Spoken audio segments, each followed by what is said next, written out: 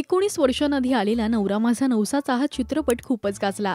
अभिनेते सचिन पिळगावकर यांची मुख्य भूमिका आणि दिग्दर्शन असलेल्या या चित्रपटाने सगळ्यांचीच मनं जिंकली। 1982 मध्ये सचिन यांना या चित्रपटाची संकल्पना सुचली होती। लोक विचित्र नवस बोलतात, त्यात एका माणसाने आपल्या मुलाला नागडं देवाच्या दर्शनासाठी घेऊन येण्याचा नवस केला तर, आणि तू नवस फेडायची वेळ मुलावर आली तर, ही संकल्पना त्यांना सुचली आणि यावर सिनेमा करायचा हे सुद्धा ठरलं। याच वेळेत एसटीचा प्रवास आणि या प्रवासात घडत जाणाऱ्या अनेक गोष्टींनी या चित्रपटाला रंजक वळण आलं। तर या चित्रपटासाठी एसटी महामंडळाची बस घ्यायची असं त्यांनी ठरवलं। त्या बसला वरच्या बाजूने कापून त्यात लाईट्स फिट केल्या। त्या बसमधील खुर्च्या कुठेही सहज हलवता येतील अशा केल्या।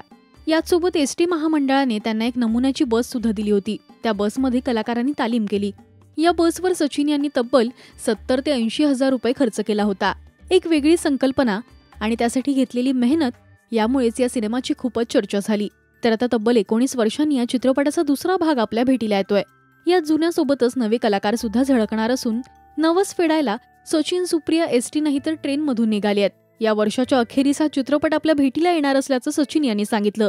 तुम्ही नवरा माझा नवसाचा 2 हा चित्रपट पाहण्यासाठी उत्सुक आहात का? हे आम्हाला कमेंट्स मधून नक्की सांगा।